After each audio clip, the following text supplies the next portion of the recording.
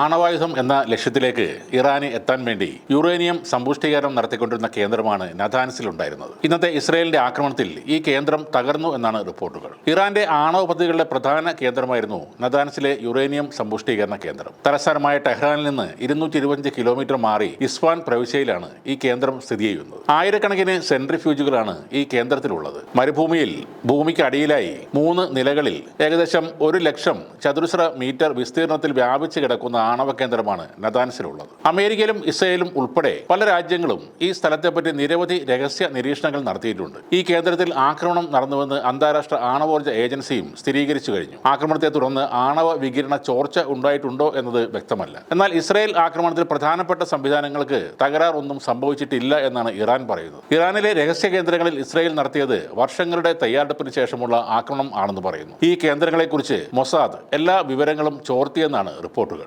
ദീർഘകാലത്തേക്ക് നീണ്ടു നിൽക്കുമെന്ന് പ്രഖ്യാപിച്ചാണ് വെള്ളിയാഴ്ച പുലർച്ചെ ഇറാനിയൻ തലസ്ഥാനമായ ടെഹ്റാനിൽ അടക്കം ഇസ്രയേലിന്റെ കനത്ത ആക്രമണം ഉണ്ടായത്. പിന്നാലെയുണ്ടായ തിരിച്ചടി കണക്കിലെടുത്ത് ഇസ്രയേലിൽ അടിയന്തരാവസ്ഥയും പ്രഖ്യാപിച്ചു. 200 ഇസ്രയേലി യുദ്ധവിമാനങ്ങളാണ് ഈ ആക്രമണത്തിൽ പങ്കെടുത്തത്. ആണവായുധം നിർമ്മിക്കുന്നതിന് തൊട്ട് അരികിലെത്തിയ ഇറാനെ തടയാൻ വേറെ മാർഗങ്ങൾ ഉണ്ടായിരുന്നില്ല എന്നാണ് ഓപ്പറേഷൻ റൈസിംഗ് ലയൺ എന്ന പേരിൽ നടത്തിയ ആക്രമണത്തിന് ശേഷം ഇസ്രയേൽ വിശദീകരിച്ചത്. അതിനുശേഷം ഇസ്രയേൽ അതിർത്തിയിൽ ആയിരക്കണക്കിന് സൈനികരെ അധികമായി വിന്യസിക്കുകയും ചെയ്തു. ഇറാനിൽ ആക്രമണം തുടരുകയാണെന്നും ഇസ്രയേൽ സൈന്യം പറയുന്നുണ്ട്. ഈ ആക്രമണത്തിന് പുറമെ ഇസ്രയേൽ രഹസ്യാന്വേഷണ ഏജൻസികൾ ഇറാനിൽ രഹസ്യ ഓപ്പറേഷനുകൾ നടത്തിയതായും റിപ്പോർട്ടുണ്ട്. ഇറാന്റെ വ്യോമ പ്രതിരോധ ദീർഘദൂര മിസൈൽ സംവിധാനങ്ങളെ നിർവീര്യമാക്കുന്ന രീതിയിലായിരുന്നു ഇവരുടെ ആക്രമണം. ഇസ്രായേലിന്റേത് ഒരു യുദ്ധപ്രഖ്യാപനമാണെന്നും തിരിച്ചടിക്കുമെന്നും ഇറാൻ പരമോന്നത നേതാവ് ആയത്തുള്ള ഖൊമേനി പ്രഖ്യാപിച്ചതിന് പിന്നാലെ ഇറാന്റെ ഡ്രോൺ ആക്രമണം നടന്നു. ഇസ്രായേൽ ലക്ഷ്യമിട്ട് 100 ഡ്രോണുകൾ വിക്ഷേപിച്ചെന്ന് വിവിധ ഏജൻസികൾ റിപ്പോർട്ട് ചെയ്തിരുന്നു. അതിർത്തി കടക്കുന്നതിന് മുമ്പ് തന്നെ ഇവയെ നിർവീര്യമാക്കിയെന്നാണ് ഇസ്രായേൽ സൈന്യം പറയുന്നത്. എന്നാൽ ഡ്രോണുകൾ ലക്ഷ്യസ്ഥാനം കണ്ടെന്നും